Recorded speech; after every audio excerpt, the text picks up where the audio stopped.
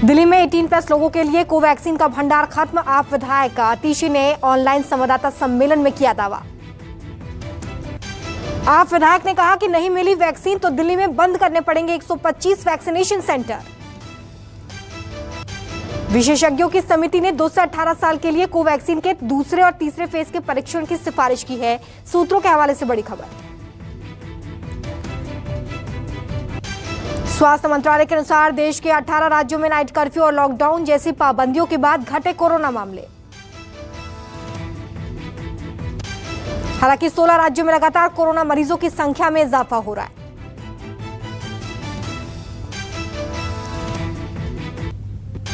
देश में संक्रमित मरीजों की संख्या 2,29,00,000 के पार, मरने वालों की संख्या 2,49,000 के पार पहुंची। देश में रफ्तार पकड़ रही है वैक्सीनेशन। अब तक 17 करोड़ से ज्यादा लोग वैक्सीनेट। स्पुतनिक वी वैक्सीन को अभी तक नहीं मिली मंजूरी। वैक्सीन की पहली खेप देश में आए हो चुके हैं 10 दिन। सूत्रों का दावा भी जारी है। स्पुतनिक की स्क्रीनिंग अगले हफ्ते रिलीज हो सकती है वैक्सीन की पहली खेप। राजस्थान में सिर्फ 11 लोगों के साथ शादी की अनुमति। लॉकडाउन के बीच सादगी के साथ हो रही है शादियां। घर में रहकर कोरोना का इलाज कराने वाले पर साइड इफेक्ट का खतरा कम। The Lancet infectious disease journal में छपी नई रिपोर्ट। रिपोर्ट के अनुसार अस्पताल में भर्ती मरीजों को खतरा, जबकि घर पर आइसोलेट रहने वाले मरीजों में खतरे की संभावना कम। गंगा नदी में मिले शवों को प्रशासन ने दफनाया। बक्सर के चौसा घाट के पास 71 शवों को नदी के किनारे दफनाया गया।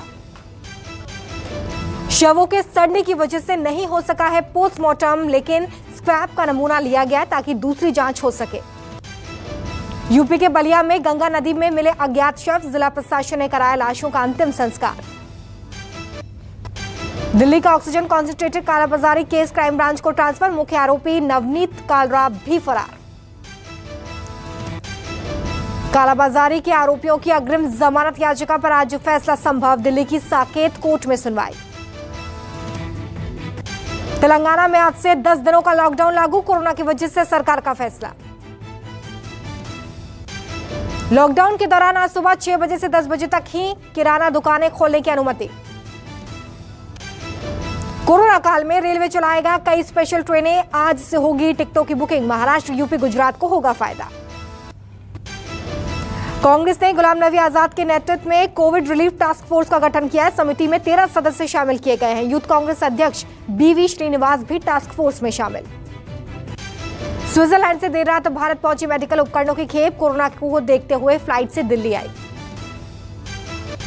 नीदरलैंड से प्लेन से भेजी गई मेडिकल उपकरणों की खेप राजधानी दिल्ली में लैंड हुई फ्लाइट। ऑक्सीजन कॉन्सेंट्रेटर्स के साथ जकार्ता से भारत पहुंचा विमान। 76 भरे हुए और 2 ऑक्सीजन कंटेनर पहुंचे विशाखापट्टनम। जम्मू के कठुआ में नए ऑक्सीजन प्लांट का शुभारंभ। कोरोना पीड़ितों को मिलेगा फायदा।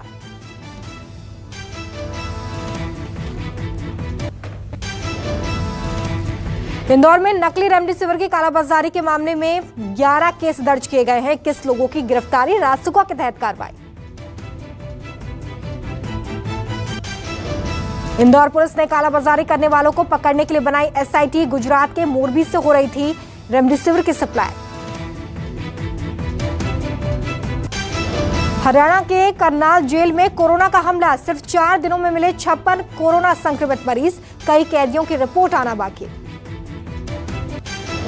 छिंदवाड़ा पुलिस ने रेमडेसिविर की कालाबाजारी करने के आरोप में 3 लोगों को गिरफ्तार किया है। एक आरोपी प्राइवेट नर्सिंग होम में काम करता था।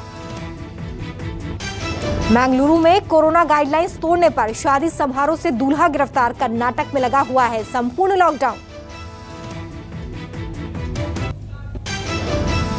नोएडा के सेक्टर 78 के एक प्ले स्कूल में खुल रहे आइसोलेशन वार्ड का सामान बाहर फेंक दिया गया है। आरोप है कि महागुणा बिल्डर के लोगों ने घटना को अंजाम दिया।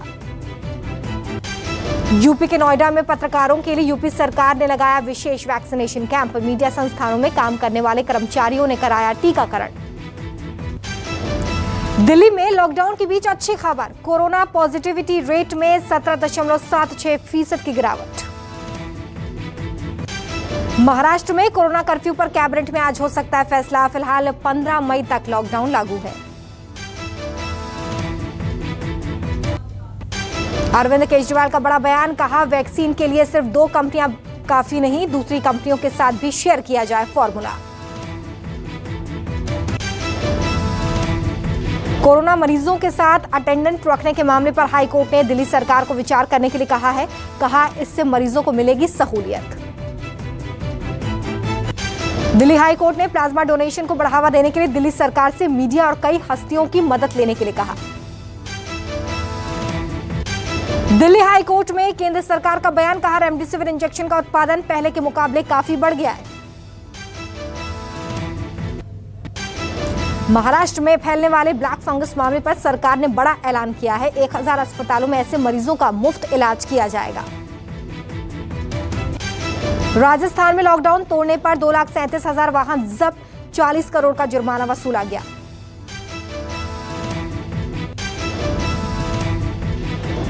राजस्थान में चिकित्सा विभाग ने प्लाज्मा की दर निर्धारित कर दी है। इसके तहत 1 यूनिट प्लाज्मा के लिए 10,000 रुपए देने होंगे।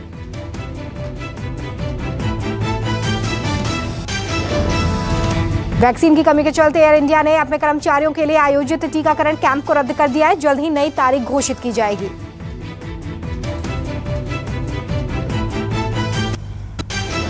झारखंड में 14 मई से शुरू होगा 18+ लोगों का मुफ्त टीकाकरण। झारखंड के मुख्यमंत्री हेमंत सोरेन ने किया ऐलान। समाजवादी पार्टी के अध्यक्ष अखिलेश यादव ने बीजेपी पर कोरोना के झूठे आंकड़े देने का आरोप लगाया है। उन्होंने कहा कि बीजेपी ये समझती है कि जनता को अपनी आंखों से मौत का सच नहीं दिख रहा। अमेरिकी सरकार ने 12 से 15 साल की उम्र के बच्चों के लिए फाइजर की वैक्सीन को आपातकालीन इस्तेमाल की मंजूरी दी।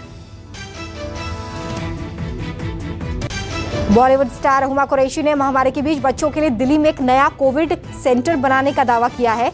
हुमा ने कहा कि 100 बेड का कोविड सेंटर बनाएंगी। तेलुगु फिल्म अभिनेता जूनियर एनटीआर ने कोरोना संक्रमित होने के बाद खुद को किया आइसोलेट, ट्वीट पर दी जानकारी। दिल्ली में कोरोना के 24 घंटे में 12,481 नए केस, 347 लोगों की जान गई।